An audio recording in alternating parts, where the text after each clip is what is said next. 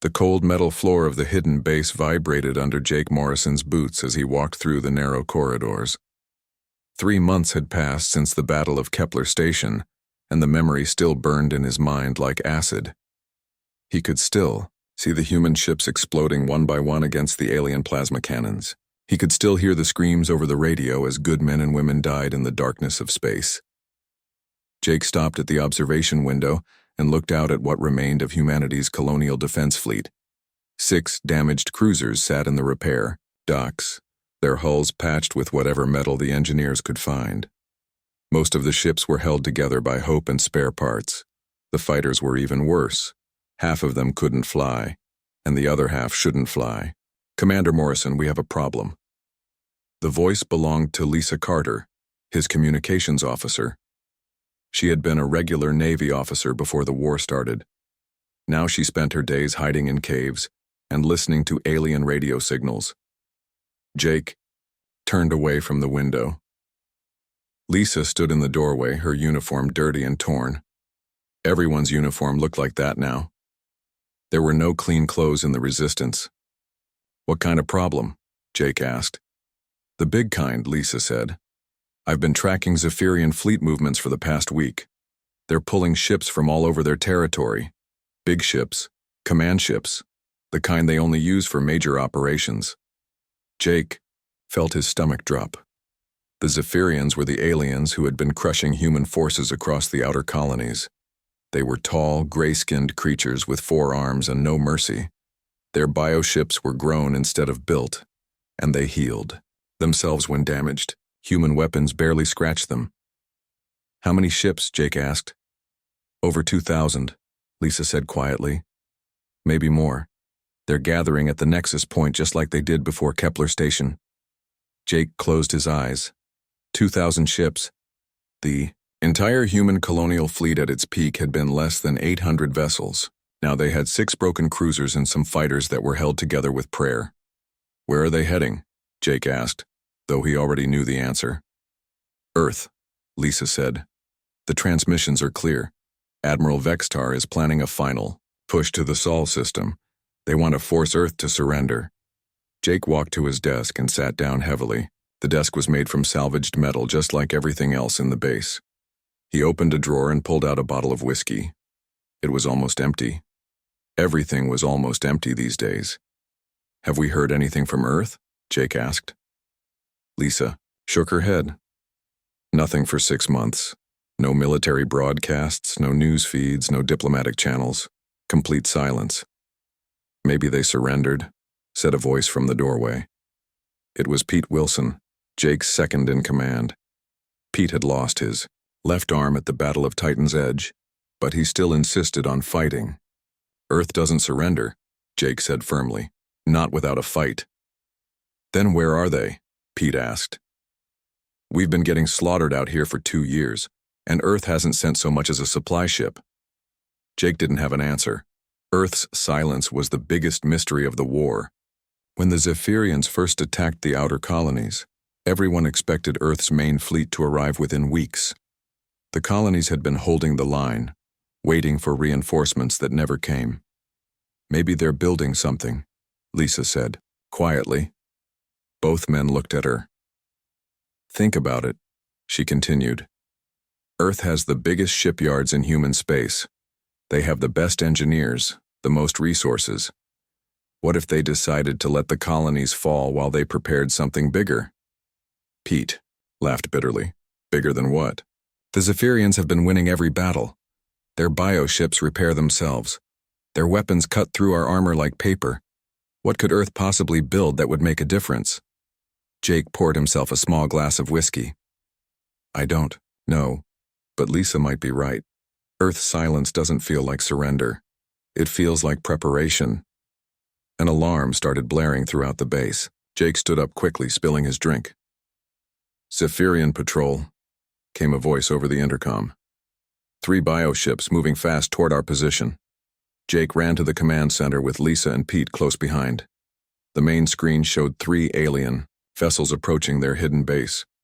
The bioships looked like giant insects with organic hulls that pulsed like living tissue. "All fighters, launch immediately," Jake ordered. Cruiser captains, prepare for emergency departure.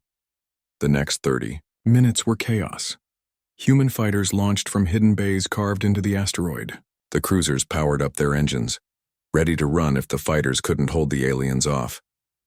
Jake watched the battle on the main screen. His pilots were good, but they were flying damaged ships against superior technology. The Zephyrian bioships moved like living creatures, dodging human missiles and returning fire with plasma bursts that lit up space like green lightning. "We're losing 2 fighters," reported the tactical officer. "The Martinez and the Liberty are both hit." "Order them to fall back," Jake said. "All ships, prepare for emergency jump." Just as the human fleet was about to retreat, the Zephyrian ships suddenly broke off their attack. They turned away from the battle and jumped to faster than light speed, disappearing into the darkness. "Why did they leave?" Pete asked. Lisa was studying her communication console. "They got new orders. Emergency recall to the Nexus point." Jake felt a chill. Vex Tar is moving up his timeline. The final attack on Earth is starting sooner than expected. The command center fell silent. Everyone knew what this meant. If Earth fell, there would be nowhere left to run. The human race would be finished. Lisa suddenly looked up from her console, her face pale. "Commander, I'm picking up something on the old military emergency frequency." "What kind of something?" Jake asked. "It's encrypted, but I can make out 3 words. They keep repeating over and over." Jake leaned forward. "What words?" Lisa looked directly at him. "Dreadnought protocol authorized." The room went completely quiet. Nobody knew what those words meant, but they sounded important. They sounded like Earth was finally ready to break its silence.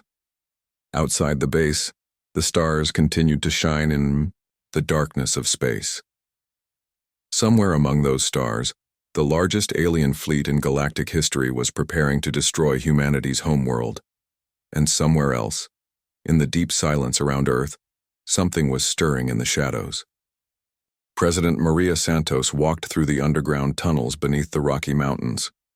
The corridors were carved deep into solid rock, far from any alien sensors that might be watching Earth. Emergency lights cast long shadows on the walls as she made her way to the most secret meeting room in human space. The war had been going on for 2 years, but Maria had been planning for this moment much longer. When the first reports came in about alien ships attacking the outer colonies, she made a decision that would either save humanity or damn it forever. She chose to let the colonies fight alone while Earth prepared something the galaxy had never seen. "Madam President," said General Roy Blake as she entered the secure conference room. Roy was a big man with gray hair and tired eyes. He had been running the most important military project in human history, and the stress was showing on his face. "General," Maria said, taking her seat at the head of the table, "give me the status report." Roy activated a holographic display that showed the solar system. Dozens of red dots appeared around the outer planets, representing construction sites that officially didn't exist. "Project Titan is ahead of schedule," Roy said. "The shipyards on the far side of the moon are running at full capacity. The asteroid belt facilities are producing armor plating faster than we can install it. The Saturn ring yards just completed their 8th hull." Maria nodded. For 18 months, while human colonies burned and resistance fighters died, Earth had been building in secret. Every available resource had been poured into the project. Every scientist, every engineer, every factory worker who could be trusted with the biggest secret in human history. "What about the new technology?" Maria asked. Dr. Helen Price leaned forward. Helen was the chief engineer of the Dreadnought program, and she looked like she hadn't slept in weeks.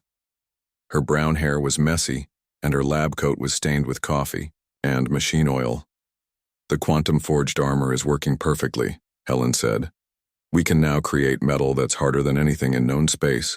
The test samples survived direct hits from our most powerful weapons without even getting scratched." "And the propulsion systems?" Maria asked. "Antimatter drives are online and stable," Helen replied. "We can now move ships the size of cities, at speeds that would make alien sensors think they're seeing ghosts. The quantum tunneling effect lets us appear anywhere in a star system without warning." General Blake changed the holographic display to show technical drawings of massive spacecraft. The ships were enormous, bristling with weapon systems that looked like they belonged in a science fiction movie. Each dreadnought is 4 kilometers long, Roy explained. They carry crews of 3,000, and they're armed with controlled black hole cannons. The power output of a single ship is equal to a small star. Maria studied the display. The ships looked like floating cities, with armor so thick it could probably survive flying through a sun. Their weapon systems were based on theoretical physics that had only been proven possible 6 months ago. How many are ready, she asked. 8 dreadnoughts are complete and fully operational, Roy said. Their crews have been training in deep space for the past 4 months. We also have support fleets, automated defense systems, and weapon platforms that we can deploy anywhere in human space. The room fell silent for a moment. Everyone knew what these numbers meant. Earth had gone from being defenseless to being the most powerful military force in the galaxy, and they had done it in complete secret. What about the colonial resistance? Maria asked. Roy's expression darkened. They're still fighting, but they're losing badly. Our intelligence reports show that Commander Jake Morrison's forces are down to their last few ships. The Zephyrians are preparing for a final push toward Earth. Good, Maria said quietly. Everyone in the room looked at her in surprise. Madam, President, Roy asked. We need the Zephyrians to commit their entire fleet to attacking Earth, Maria explained. If we reveal our hand too early, they might scatter and we'd have to hunt them down ship by ship across the galaxy. But if they come here with everything they have, we can end this war in a single battle.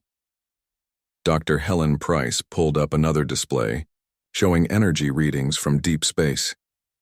We've been tracking massive fleet movements in Zephyrian territory. Admiral Vextar is gathering over 2,000 ships for what he thinks will be the final battle. He's right about one thing, Maria said. It will be the final battle. Meanwhile, in a secret facility orbiting Saturn, Captain Steve Walsh stood on the bridge of the ESS Retribution. The ship was so large that its bridge was bigger than most colonial government buildings. Through the massive windows, he could see the rings of Saturn spinning slowly in the distance. Captain, said his tactical officer, Lieutenant Amy Foster. We're receiving final authorization codes from Earth Command. Steve looked at the message display. After months of training and preparation, the moment was finally arriving. He turned to address his crew of 3,000 men and women, all volunteers who had been told they were humanity's last hope. Attention all hands, Steve announced over the ship's communication system. We have just received authorization to begin combat operations. For 2 years, our people have suffered under alien attack. For 2 years, we have remained silent while our colonies burned. Today, that silence ends. The bridge crew worked at their stations with quiet efficiency. These were the best soldiers, sailors, and pilots that Earth could produce. They had been training for this moment their entire lives. Navigation, set course for the Kepler system, Steve ordered. Communications, send the activation signal to all Dreadnought commanders. Engineering, prepare the quantum drive for combat jump. Throughout the solar system, 7 other massive ships received the same orders. The ESS Vengeance under Captain Rick Turner, the ESS Judgment under Captain Paul Bennett, and 5 other dreadnoughts began powering up their incredible weapon systems. Back on Earth, President Maria Santos received confirmation that the fleet was ready to depart. She walked to her private office and looked out at the night sky. Somewhere among those stars, resistance fighters were dying while waiting for help that they thought would never come. She picked up a secure communication device and recorded a message that would be broadcast to every human settlement in the galaxy. This is President Santos, she said into the device. To all human forces currently engaged with enemy aliens, help is coming. To all alien forces currently occupying human territory, your time is up. Earth has not been silent because we were weak. We have been silent because we were preparing. The Dreadnought fleet is now deployed and heading to your position. Hold your ground. The cavalry is coming. As she finished the message, reports came in that the Zephyrian Grand Fleet had begun its final approach toward Earth. Admiral Vextar was leading over 2,000 bioships in what he believed would be the easiest conquest in galactic history. He was about to learn how wrong he was. Admiral Vextar stood on the bridge of his flagship, watching the stars move past as his massive fleet traveled toward Earth. The Zephyrian commander was tall and gray-skinned, with 4 powerful arms and black eyes that showed no mercy. Behind him, over 2,000 bioships filled the darkness of space like a living cloud of death. "Status report," Vextar commanded in his clicking alien language. "All fleet elements are in position, Admiral," replied his tactical officer. "We should reach the outer edge of human space within 6 solar cycles." Vextar felt satisfaction flow through his alien mind. This would be the greatest victory in Zephyrian history. The humans had been broken at Kepler Station, and their pathetic resistance fighters had been running and hiding ever since. Earth itself had gone completely silent, which could only mean they had given up hope. "Any signs of human fleet activity?" Vextar asked. "None, Admiral. Our long-range sensors show no military vessels in the Sol system. Earth appears to be defenseless." Vextar clicked his mandibles together in what passed for alien laughter. The humans had built a small empire among the stars, but they were weak. Their ships were made of simple metal instead of living tissue. Their weapons were primitive compared to Zephyrian bioplasma. It would be easy to crush them completely. Meanwhile, in the hidden resistance base, Commander Jake Morrison received an encrypted message that made his hands shake. Lisa Carter stood beside him, reading the transmission over his shoulder. "Jake," she whispered, "look at these coordinates." The message contained detailed instructions for all resistance fighters to move to specific locations throughout the Kepler system. The coordinates were signed with authentication codes that Jake hadn't seen since the war began. These were official Earth command orders. "They want us to position ourselves here, here, and here," Jake said, pointing at the tactical display. "But these positions don't make sense for an attack. We'd be sitting ducks." "Unless we're not supposed to attack," Lisa said quietly. "What if we're supposed to watch?" Before Jake could respond, Pete Wilson burst into the command center. His face was pale with excitement. "Commander, you need to see this," Pete said. "Our deep space sensors are picking up massive energy signatures coming from the direction of Earth." Jake and Lisa followed Pete to the sensor station. The displays showed readings that didn't make sense. The energy outputs were beyond anything in their databases. "How many ships?" Jake asked. "That's the problem," Pete replied. "The sensors can't get an accurate count. The energy distortions are too strong. But whatever's coming, it's big." Light years away, the ESS Retribution dropped out of quantum drive at the edge of the Kepler system. The massive Dreadnought appeared in space like a metal mountain, its hull gleaming with energy fields that made it look almost alive. Captain Steve Walsh stood on the bridge, watching as 7 sister ships materialized around his vessel. "All Dreadnoughts report ready for combat operations," announced Lieutenant Amy Foster from her tactical station. Steve looked out at the alien-occupied territory that had once been human space. For 2 years, the Zephyrians had controlled this system. They had built slave camps and mining operations on human worlds. They had killed millions of innocent people. Today, that would end. "Communications, open all channels," Steve ordered. "I want every ship in this system to hear what I'm about to say." Throughout the Kepler system, both human resistance fighters and Zephyrian occupying forces received the same transmission. The voice was calm and professional, but it carried the weight of absolute authority. "This is Captain Steve Walsh of the Earth Defense Fleet. To all human forces in this system, prepare for immediate liberation. Your long wait is over. To all alien forces currently occupying human territory, you have exactly one opportunity to withdraw from human space immediately. This is your only warning." In his hidden base, Jake Morrison stared at the communication display in shock. Earth Defense Fleet. He had never heard that designation before. And how could 8 ships threaten the thousands of Zephyrian vessels in the system? Admiral Vextar received the transmission aboard his flagship and felt something he had never experienced before. Confusion. 8 human ships were challenging his entire armada? The readings his sensors were showing made no sense. These vessels were larger than anything humans had ever built. But size meant nothing against superior Zephyrian technology. "Open a response channel," Vextar ordered. His reply was broadcast back to the human ships in broken English that he had learned for dealing with human prisoners. "Human fools, Vextar clicked. You face the might of the Zephyrian Empire. 2,000 bioships await your pathetic vessels. Surrender now and your deaths will be quick. Captain Walsh's response came back immediately, and his voice was still perfectly calm. I see you've chosen poorly, Admiral. All Dreadnought commanders, you are authorized to demonstrate our capabilities. Tactical.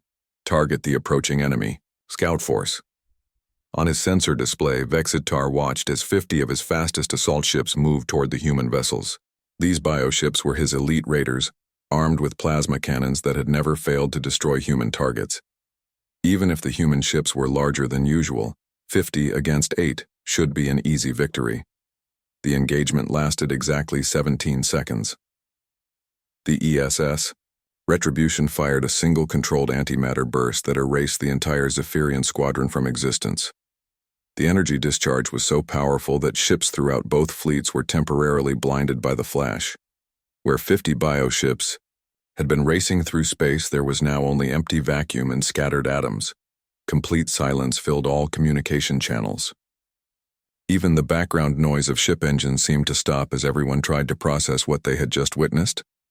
Admiral Vexitar stared at his tactical display, unable to believe what his sensors were telling him. 50 ships had simply vanished. Not destroyed, not disabled, completely erased from existence by a single weapon blast. In the resistance base, Lisa Carter's hands trembled as she worked her sensor controls. Jake, she whispered. The energy output from that shot was off our measurement scales. What kind of weapons are those ships carrying? Jake couldn't answer. He was watching the tactical display show 8 human ships facing down the largest alien fleet in galactic history, and somehow the aliens looked like the ones in trouble. Captain Walsh's voice came across all frequencies again, and this time there was a cold edge to his professional tone. Admiral Vextar, I gave you a chance to withdraw. Your forces just fired on human vessels in human space. That was a mistake. You now have 30 seconds to begin immediate evacuation of all human territory, or I will demonstrate what happens when you make humanity angry. The 30 seconds passed in absolute silence. Then Captain Walsh gave the order that would change galactic history forever. All Dreadnought commanders, you are weapons free. Show them what Earth has been building. Admiral Vextar felt rage burning through his alien mind as he watched the empty space where his scout ships had been. 50 of his finest bioships had been destroyed in seconds by a single human weapon. But rage was better than the fear that was trying to creep into his thoughts. The Zephyrian Empire had never been defeated, and it would not start today. All ships advance to attack formation, Vextar commanded. Deploy the full armada. We will crush these humans with overwhelming numbers. Across the Kepler system, over 2,000 alien bioships began moving toward the 8 human dreadnoughts.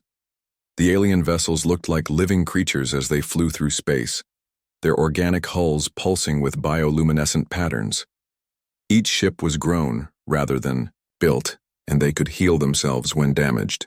The Zephyrians had used these same ships to conquer dozens of star systems. Captain Steve Walsh watched the approaching alien fleet from the bridge of the ESS Retribution. His tactical officer, Lieutenant Amy Foster, was tracking thousands of enemy vessels simultaneously with computers that could process information faster than any alien brain. Enemy fleet is advancing in standard Zephyrian battle formation, Amy reported. They're trying to surround us with superior numbers. They still don't understand what they're facing, Steve said calmly. All Dreadnought commanders, assume defensive sphere formation. Prepare to demonstrate why Earth went silent for 2 years. The 8 massive human ships arranged themselves in a perfect sphere, their quantum-forged hulls beginning to glow with accumulated energy. Each dreadnought was 4 kilometers long and armed with weapons that used controlled black hole technology. The ships looked like floating cities made of metal and fury. The first wave of Zephyrian bioships reached weapon range and opened fire. Thousands of plasma bolts streaked through space toward the human vessels, enough firepower to destroy entire planets. The aliens expected to see the human ships burn and break apart like every other target they had ever faced. Instead, the plasma bolts simply vanished when they hit the dreadnought energy shields. The quantum field generators created barriers that could absorb the energy of a small star. The alien weapons that had terrorized human colonies for 2 years were now completely useless. Their weapons can't even scratch our shields, Amy reported. Energy levels are holding steady at maximum. Then let's show them what real weapons look like, Steve said. All ships, begin tactical demonstration. I want the aliens to understand exactly how outmatched they are. What happened next defied every rule of space warfare that the galaxy had ever known. The Dreadnoughts didn't fight like normal ships. They fought like forces of nature. The ESS Vengeance, commanded by Captain Rick Turner, created artificial gravity, wells around groups of alien ships. The biovessels were crushed like empty cans as space itself bent around them. Dozens of ships that had taken decades to grow were destroyed in seconds by invisible forces. The ESS Judgment, under Captain Paul Bennett, fired quantum tier weapons that cut through alien battle lines like knives through paper. The tiers in space opened and closed so quickly that entire squadrons of bioships were sliced in half before they could react. Captain Walsh activated the Retribution's drone swarms. Thousands of automated fighters poured out of the Dreadnoughts. Launch bays, each one equipped with miniaturized antimatter charges. The drones moved with impossible precision, guided by artificial intelligence that could predict enemy movements before the aliens even made them. Commander Jake Morrison watched the battle from his hidden observation post, barely believing what his sensors were showing. The resistance fighters who had been running and hiding for 2 years were now witnessing their own species systematically destroying the most powerful alien fleet in galactic history. "Lisa," Jake said quietly, "are you recording this?" "Every second," Lisa Carter replied, her voice filled with awe. "Jake, the energy readings are beyond our measurement capabilities. These ships are using technology that shouldn't exist." The battle was not really a battle at all. It was a demonstration of power that made the Zephyrian Empire look like children playing with toys. Bioships that had conquered star systems were being destroyed faster than Admiral Vextar's computers could count the losses. "Sir," reported his tactical officer, "we have lost over 300 ships in the first 5 minutes. Their weapons are unlike anything in our databases." Vextar watched his magnificent armada being torn apart by 8 human vessels. His bioships were healing themselves as fast as they could, but they were being destroyed faster than they could repair the damage. The humans were not just winning. They were playing with their food. In desperation, Vextar ordered the deployment of his ultimate weapon. Deep in the cargo holds of his command ships, viral spores were released into space. These biological weapons were designed to consume any carbon-based matter they encountered. They had destroyed entire worlds that dared to resist the Zephyrian Empire. The spores raced through space toward the human dreadnoughts, like a living cloud of death. Vextar smiled with his alien features. No matter how advanced human technology had become, they were still made of flesh and blood. The spores would consume them from the inside out. The biological weapons never reached their targets. Captain Paul Bennett aboard the ESS Judgment activated a quantum field that not only neutralized the spores but traced their origin back through space-time itself.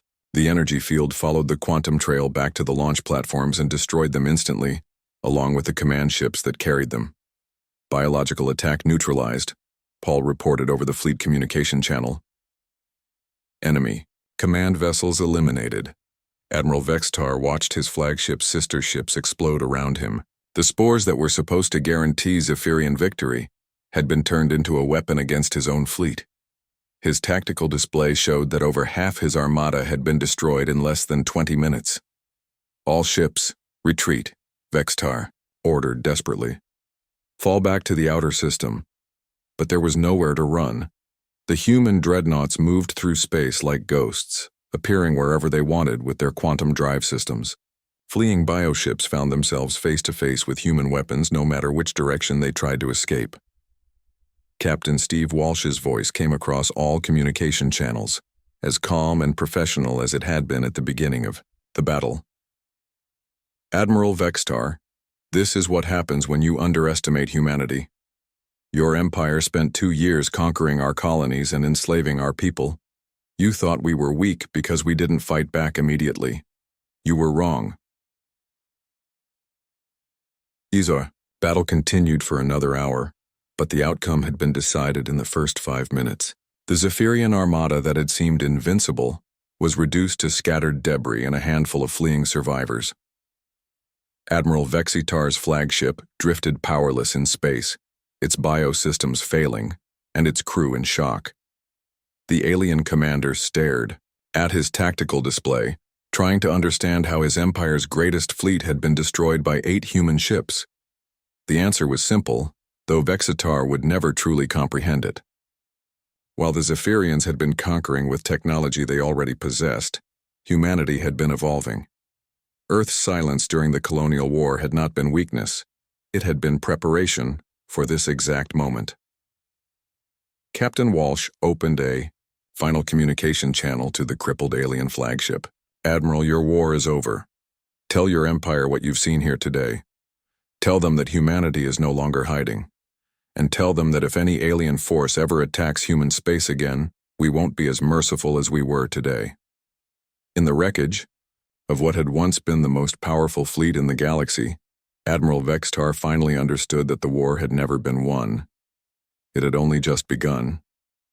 6 months after the battle that destroyed the Zephyrian armada, Commander Jake Morrison stood on the observation deck of a rebuilt space station orbiting the human colony world of New Texas. Through the transparent metal windows, he could see cargo ships moving between the planet and the orbital facilities. The ships carried supplies, medicine, and building materials instead of weapons and refugees. The war was over, but the galaxy would never be the same. Hard to believe it's only been half a year, said Lisa Carter, joining Jake at the window. She wore a clean uniform now, with new rank insignia showing her promotion to major. The resistance was no longer hiding in caves and broken ships. Sometimes it feels like yesterday, Jake replied. Sometimes it feels like a lifetime ago. Below them, the surface of New Texas showed the scars of 2 years under Zephyrian occupation. But human construction crews were rebuilding the cities faster than anyone had thought possible. Earth had sent not just military ships but entire fleets of engineers, doctors, and teachers to help the colonies recover. A communication alert sounded throughout the station.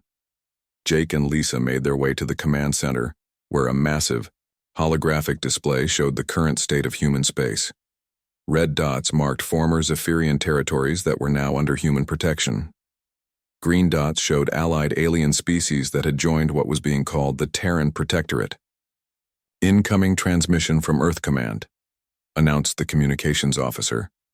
President Maria Santos appeared on the main screen, speaking from her office in the rebuilt Colonial Administration building on Earth. Behind her, Jake could see the blue sky of humanity's homeworld through the windows.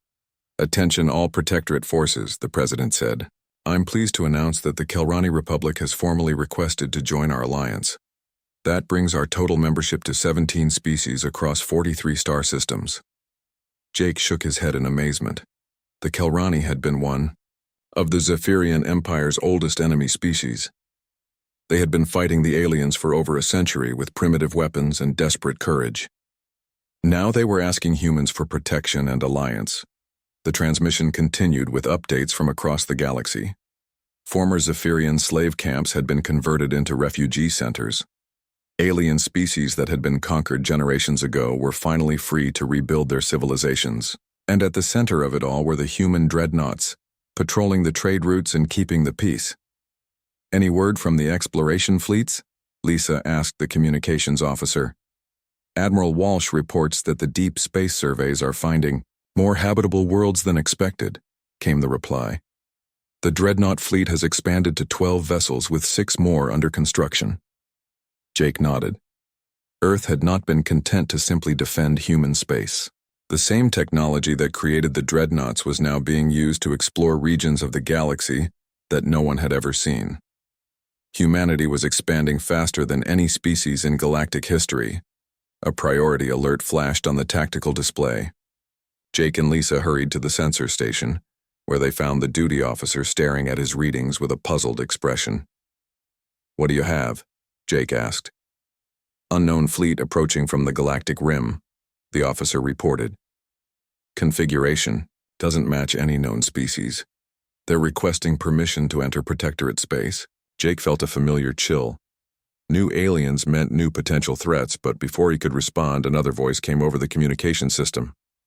"This is Admiral Steve Walsh aboard the ESS Terra's Might," the familiar voice announced. "We have the unknown fleet on our sensors. They appear to be refugees fleeing from something in the outer galaxy." The main display switched to show the new flagship of the human fleet. The ESS Terra's Might was even larger than the original Dreadnoughts. Equipped with the latest advances in human technology, Admiral Walsh had been promoted after his victory at Kepler, and he now commanded the entire Terran defense fleet. "Admiral," Jake responded, "what are they running from?" "Unknown at this time," Walsh replied. "But their ships show damage from weapons we don't recognize. Whatever they're fleeing from, it's not friendly." Within hours, representatives from the refugee fleet were brought aboard the space station under heavy escort. The aliens were unlike any species humans had encountered before. They were tall and thin, with silver skin and large eyes that reflected light like mirrors. Their leader spoke through a translation device in a voice that sounded like wind chimes. "We are the Ethereal Collective," the alien leader said. "We come seeking sanctuary from the devourers that have consumed our homeworlds." Jake exchanged glances with Lisa. The name sent chills through everyone in the room. "What are these devourers?" Jake asked. "Ancient machines from the galactic core," the Ethereal replied. "They consume entire star systems to fuel their reproduction. Our civilization has fled before them for generations, but there is nowhere left to run." The alien activated a holographic projector that showed images of massive mechanical constructs moving through space. The machines were larger than planets, with tentacle-like appendages that could crack worlds open like eggs. Behind them, star systems went dark as their energy was absorbed. "How long before they reach this region of space?" Lisa asked quietly. "Perhaps 50 of your years," the Ethereal said. "Perhaps less. They move slowly, but they never stop. And they cannot be reasoned with or bargained with. They only consume." The meeting continued for hours as the Ethereal Collective shared everything they knew about the approaching threat. Jake listened with growing concern. The Zephyrians had been aggressive, but they were still biological creatures that could be defeated. These devourers sounded like something completely different. Later that evening, Jake and Lisa stood again at the observation window, watching the lights of the rebuilt colony below. The stars looked the same as they always had, but now Jake knew that somewhere among them ancient machines were slowly moving toward human space. "Do you think we can stop them?" Lisa asked. Jake thought about the question carefully. 6 months ago, he had been commanding a handful of broken ships against impossible odds. Today, humanity commanded the most powerful fleet in known space and led an alliance of 17 species. "The Zephyrians thought we were finished when our colonies fell," Jake said finally. "They thought the war was won when Earth went silent. They never imagined what we were really preparing." He turned to look at Lisa. "If these devourers think humanity will just roll over and die, they're in for the same surprise that Vextar got." Above them, the stars continued their ancient dance across the night sky. And somewhere among those stars, in the secret shipyards and research facilities of the Terran Protectorate, human engineers were already beginning to design weapons for a war that wouldn't begin for decades. The devourers had been consuming civilizations for millions of years, but they had never encountered a species that turned its greatest defeats into preparation for even greater victories. They had never encountered humanity. President Santos appeared once more on the communication system, her voice carrying across the entire Protectorate with a message that would define the next chapter of galactic history. "To all members of the Terran Protectorate," she announced, "we have learned of a new threat approaching from the galactic core. This threat has destroyed civilizations that stood for thousands of years, but those civilizations fought alone. We will not." She paused, looking directly into the camera with eyes that held the same determination that had built the Dreadnought fleet. "The devourers may think they are facing another weak species that will flee before them. They are wrong. They are about to discover what happens when you threaten not just humanity, but our friends, our allies, and our new home among the stars." The message ended, but its meaning was clear to every human and alien who heard it. The war against the Zephyrians had been just the beginning. The real test of human determination was still 50 years away, and humanity would be ready.